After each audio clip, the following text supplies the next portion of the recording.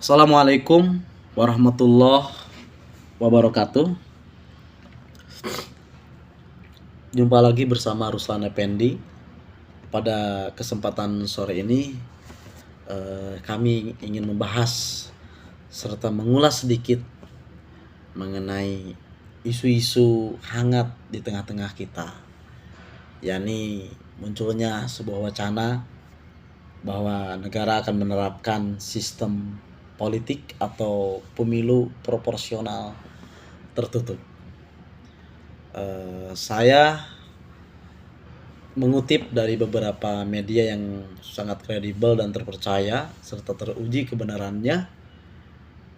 Sebut saja Sekjen PDIP yaitu Hasto Kristianto mengatakan bahwa sistem proporsional terbuka membawa dampak liberalisasi politik. Bagaimana liberalisasi politik mendorong partai-partai menjadi partai elektoral dan kemudian menciptakan dampak kapitalisasi politik. Munculnya oligarki politik, kemudian persaingan bebas dengan segala cara. Kata Hasto dalam konferensi pers daring pada hari Jumat 30 bulan 12 tahun 2022. Oke. Nah, sebelum lebih lanjut, kita harus bisa membedakan antara sistem proporsional terbuka dan proporsional tertutup. Nah, sistem proporsional terbuka, jadi sistem pemilu legislatif atau dalam kurung pileg di Indonesia menuntut prinsip atau menganut prinsip proporsional terbuka.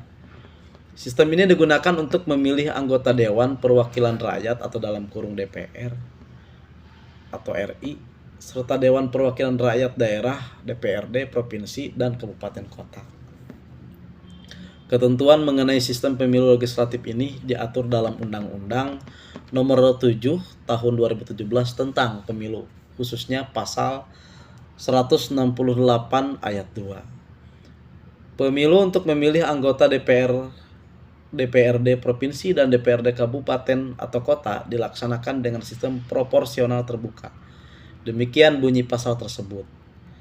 Melalui sistem proporsional terbuka, pemilih bisa langsung memilih calon anggota legislatif atau caleg yang diusung oleh partai politik peserta pemilu. Dalam sistem ini, surat suara memuat keterangan logo partai politik berikut nama kader parpol calon anggota legislatif. Pemilih dapat mencoblos langsung nama caleg atau mencoblos parpol peserta pemilu di surat suara. Nantinya penetapan calon terpilih ditentukan berdasarkan surat suara terbanyak. Sistem proporsional terbuka di Indonesia digunakan pada pemilu legislatif tahun 2004, 2009, 2014 sampai 2019. Nah, jadi dari tahun 2004, 2009, 2014, 2019 itu dilaksanakan dengan sistem pemilu proporsional terbuka. Nah, adapun sistem proporsional tertutup. Nah, dalam sistem proporsional tertutup ini, pemilih tidak langsung memilih calon anggota legislatif, melainkan partai politik peserta pemilu. Surat suara sistem pemilu proporsional tertutup hanya memuat logo partai politik tanpa rincian nama caleg. Sementara, calon anggota legislatif ditentukan oleh partai. Nama-nama caleg disusun berdasarkan nomor urut.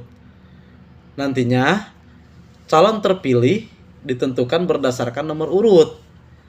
Jika partai mendapatkan 2 kursi, maka calon terpilih adalah nomor urut 1 dan nomor urut 2. Adapun sistem pemilu proporsional tertutup pernah diterapkan pada pemilu 1955 dan pemilu Orde Baru serta pemilu 1999. Dan ini akan sangat dirugikan sebetulnya bagi para kalangan yang punya ambisi atau punya nyali nanti di 2024 ikut Makalangan atau sebut kompetisi nyalek lah gitu, kira-kira seperti itu. Jadi nanti hanya diprioritaskan saja nomor 1 dan nomor 2. Yang lain-lain ya wassalam lah. Apalagi yang gak punya duit kan gitu, seperti saya ini. Nah mungkin seperti itu ulasan pada sore kali ini. Semoga menjadi informasi bagi banyak orang, terutama bagi para aktivis muda. Semoga hal tersebut tidak terjadi dan tidak dilaksanakan, karena ini persis atau mirip dengan sistem pada Orde Baru. Apakah kalian setuju atau tidak? Silahkan komentar di bawah. Terima kasih. Assalamualaikum warahmatullahi wabarakatuh.